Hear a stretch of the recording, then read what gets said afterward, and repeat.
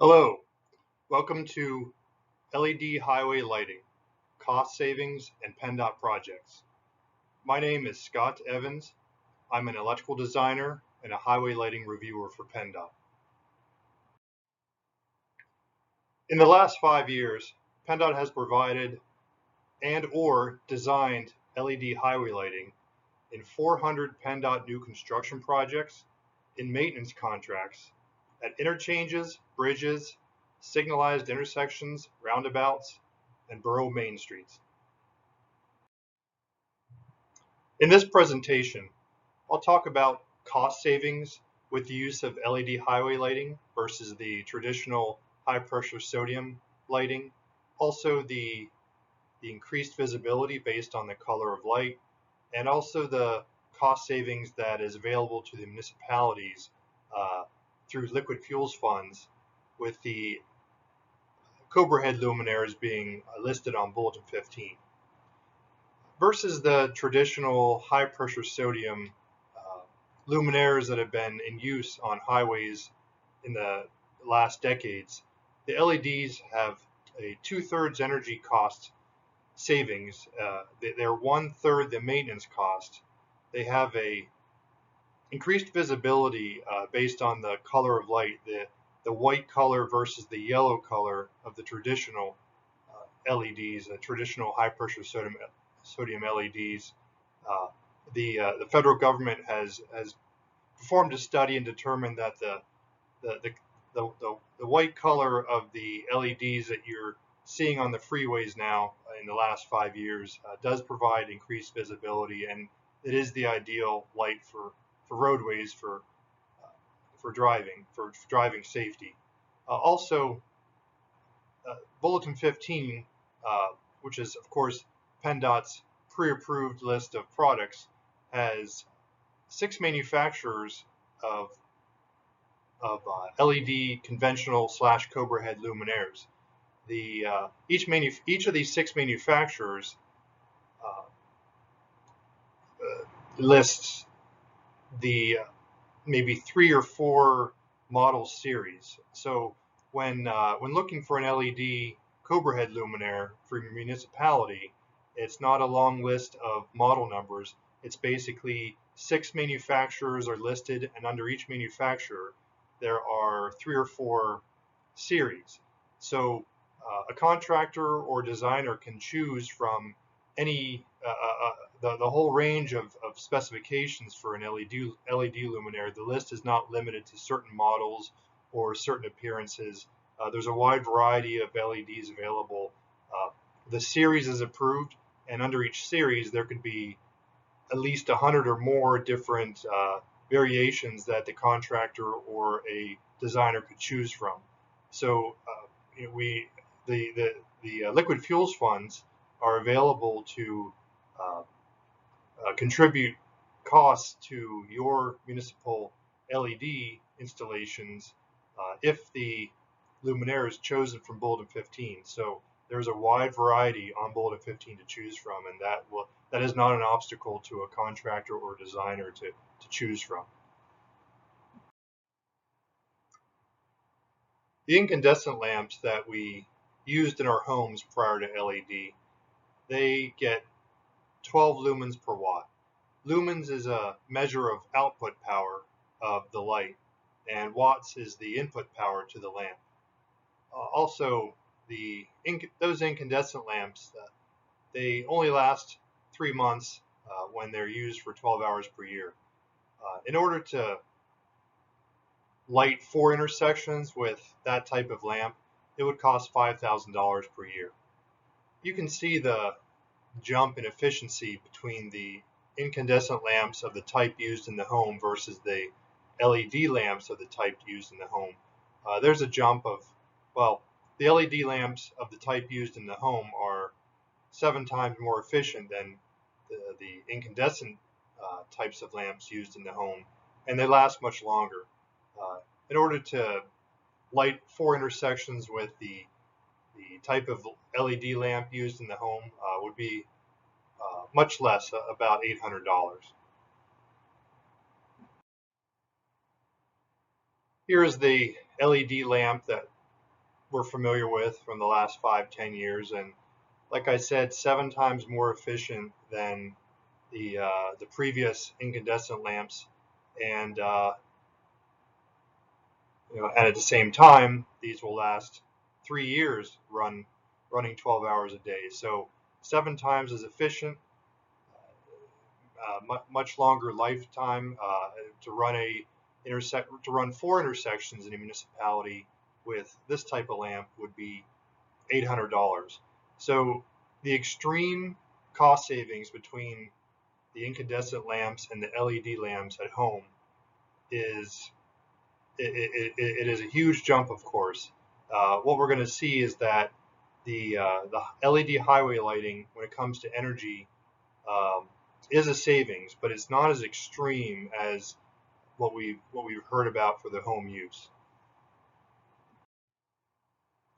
The linear fluorescent lamps that have been used in offices for perhaps decades, as you can see, about the same efficiency as and same cost per year of the LEDs that we are using in our homes in the last five years. As a comparison, the again, to use fluorescent for highway lighting, energy cost per year of 4 intersections, about the same cost as LED home luminaires. So there's no dramatic jump between fluorescent versus LED, the home style of lamps, or even HID highway lighting. Now there are technical reasons to use the HID, including high pressure sodium highway lighting instead of fluorescent, but energy savings they're somewhat similar. The highway luminaires that we've seen for decades prior to LED are called high intensity discharge luminaires. One type of HID luminaire is the high pressure sodium luminaire, or HPS. These have the luminaires with the yellow light. Those are high pressure sodium. The lumens per watt of the high pressure sodium are 112, and to light 4 intersections with high pressure sodium would be $600 per year. The high pressure sodium lamps last 5 years.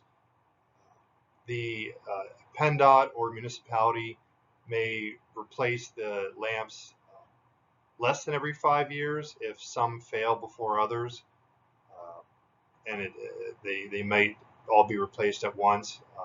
You can see that the lumens per watt of the HID/HPS luminaires is lower than the lumens per watt of the LED highway luminaires. The LED luminaires are more efficient than the highway HPS luminaires for 2 reasons. One is because the lumens per watt of the LEDs are higher. Also, the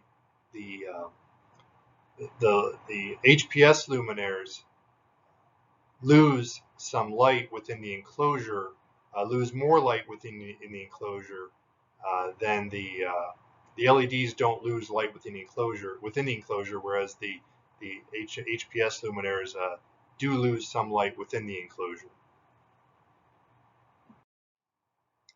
This is a photo of a LED highway luminaire. The other photo with the yellow disc is one LED. In the photo of the luminaire, you can see a grid, and each point in the grid is one LED. On the table, you can see that the LED highway luminaire has 146 lumens per watt. That has been getting higher over the say the last 5 years, and may continue to get better and better over the next 5 years. You can see that the energy cost per year of 4 intersections is $500, 1/10 if you were to use incandescent, but only a little bit less cost than using the traditional highway high pressure sodium luminaires. The cost savings for LEDs is more from maintenance than it is from energy. Now, certainly, there is an energy cost. It uses 2/3 the energy of the HPS luminaires that we've been using for decades, but the maintenance cost is only a third. The when we talk about how we see how the HID highway luminaire in the table lasts for 5 years, maybe 3 years, maybe every 3 years, a municipality or PennDOT would go through and replace all the lamps. With the LED luminaires, the LED itself will outlast the other components within the other electrical components within the luminaire. So the hope and the goal is that the LEDs will last 10 to 20 years and that you won't have to do any maintenance for 10 or 20 years. After 10, 15, 20 years, it's possible that it's more likely that the whole luminaire will get replaced rather than a part getting replaced. It generally won't be the LED itself to die or fade too greatly. It'll be some other electrical component in the luminaire that will fail. And in 10 or 20 years, it could be preferable cost-wise to replace it with an entire new luminaire. LED conventional highway luminaires, also known as Cobra head luminaires. They are on Bulletin 15.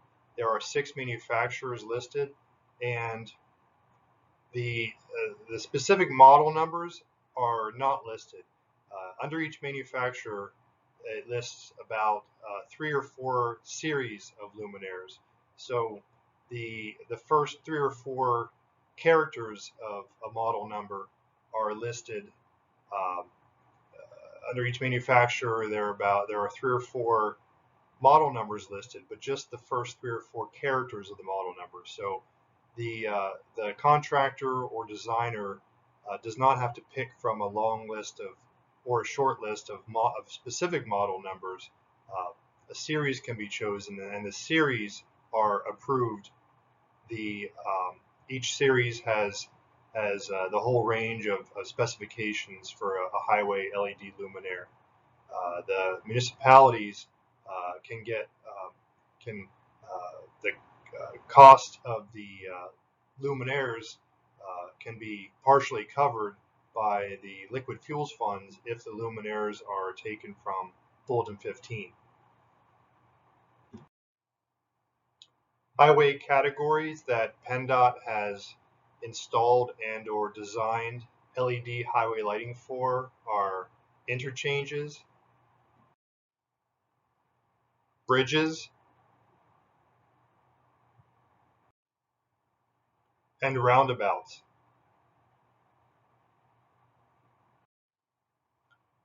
This is a roundabout on a state route that was provided by a developer or a municipality with decorative lighting, decorative LED lighting. PennDOT has installed high mast LED lighting and has installed LED lighting of the type of decorative shown in the photo. We have with us Marty McKinney. Marty is the manager of traffic operations with Cranberry Township. Marty's been with the township for 20 years. He runs the Township Traffic Control Center, and he manages the installation and maintenance of Township LED lighting. Marty has managed the installation of LED lighting at intersections, parking, and a sports facility. Next, Marty is going to give a overview of his experience with LEDs in Cranberry Township, and after that we will have a question and answer time. Please feel free to ask Marty any questions about LED lighting in Cranberry Township, and feel free to ask me any questions about LED lighting with PennDOT.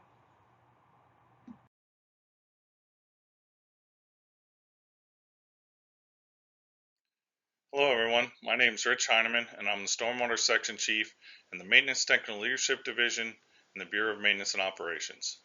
My responsibilities include administering the department's MS4 permit, our water and wastewater programs at our facilities, the Stormwater Construction Compliance Program, and our post-construction stormwater control measure inspection and maintenance program. Today I'm going to focus on the department's stormwater control measure maintenance program. First, I'm going to give a little background on what drove us to develop a specific training program for stormwater control measures, which are commonly referred as SCMs. Currently, PennDOT owns and maintains over 2,800 SCMs that are spread across the state and can be found in every engineering district. Located on PennDOT's website, Publication 888, the Stormwater Control Measure Maintenance Manual, includes our inventorying, inspection, and maintenance procedures, which allowed us to standardize our processes. While this was a good first step, we quickly recognized that while having this publication as a reference, it was clear that a majority of people who used the publication were managers in the district that conducted inspections and assigned the work to our field personnel. This left a gap in understanding of what had to be done in the field to address SCM maintenance issues. At first, we looked at expanding existing training to incorporate SCM maintenance, but it was ultimately decided to go in the direction of a standalone program.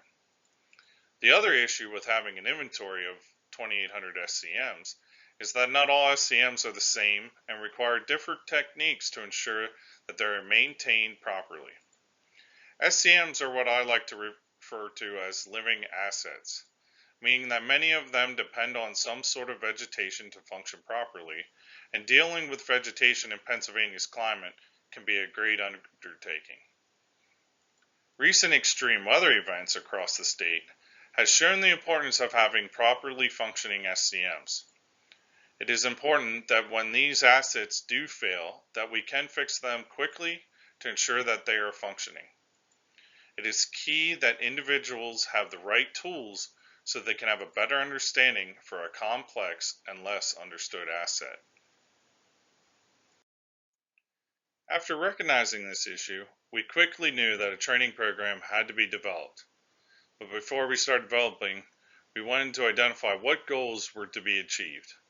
Our first goal was to provide a good base of knowledge to our target audience, which is our maintenance forces. Our next goal was how do we enhance retention of individuals taking the training. And lastly, our main goal was to have our maintenance forces perform SCM maintenance properly. The group then did research to identify innovative approaches to meet our goals of the training. Since this training was developed and initially piloted during COVID, we need to address providing a virtual classroom experience that not only engaged the audience, but ensured that there was retention after the class was over. Interactive polling questions were developed in which participants used either their smart devices or computers, which showed their answers in real time. The results of the questions spurred in-depth conversations and at times had to be finished during our breaks. During our breakout sessions, there were exercises requiring the audience to utilize not only their knowledge, but their peers to find answers to complex issues involving SCMs. Next, we knew that a well-developed training program provides resources to participants after they are done with the classroom portion. That is why we developed how-to videos and field guides that summed up each lesson. With all of that content that was developed, we quickly realized that a collaboration site to house all of this information had to be developed to be the one-stop shop for our maintenance forces when they had questions in the field. During our classroom portion of the training program, we focused on explaining how the department tracks our SCMs. Next, due to the variety of our SCMs we have in our inventory, it was important to teach participants how to identify different types of SCMs in the field. Like I mentioned earlier, many SCMs are living assets. Identifying what vegetation should and should not be located in an SCM is important for proper maintenance. We then focused on proper equipment to use for each activity and SCM type because using the wrong equipment caused more damage at times than having done no maintenance at all. Lastly, we focused on what was the importance in performing preventative and corrective maintenance to ensure that our SCMs are performing as they were designed. The field guides focus on key topic areas that were discussed during the classroom training. They include what are the best maintenance practices for each topic identified in the guide. The example on the slide is focusing on low ground pressure procedures. As you can see, we give specific examples of what fall under that category and what we would consider heavy equipment.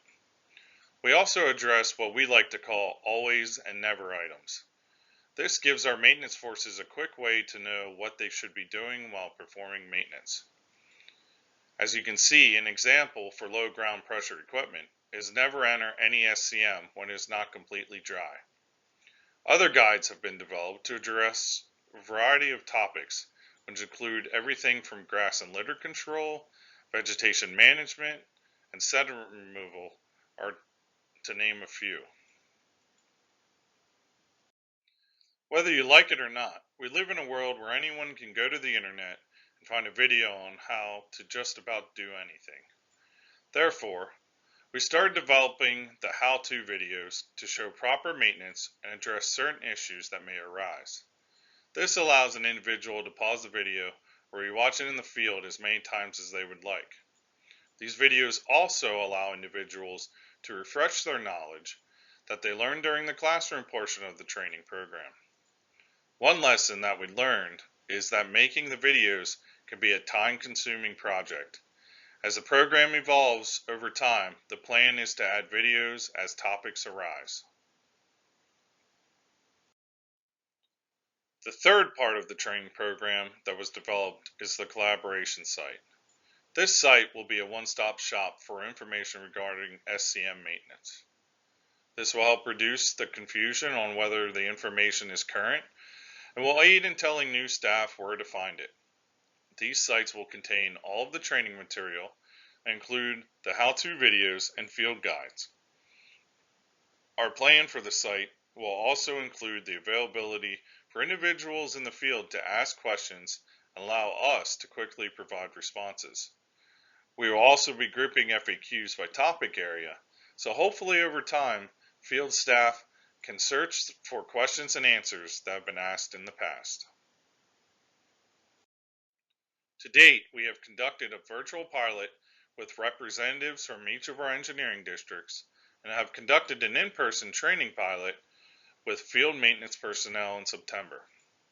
Based on the two pilots' solicited feedback, we have made all the necessary changes to the classroom training material, which is now ready to be offered statewide to our maintenance personnel. All our field guides have been completed, and we have one mowing SCM surfaces video, but plan on making more in the future.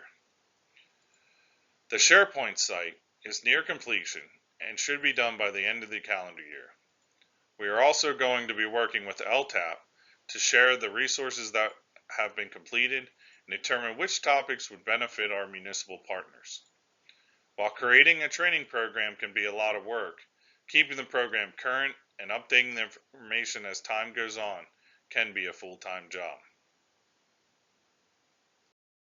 Thank you for your time, and as a department, we are looking forward to seeing what this program can grow to. If you have additional questions, you can see my contact information here, and please feel free to reach out to me at any time. Thanks. Hi, I'm Dan Wetzel. I'm the Emergency Incident Management Section Chief under PennDOT's Bureau of Maintenance and Operations. Under my section, we have our Automated Vehicle Systems, also known as our AVL.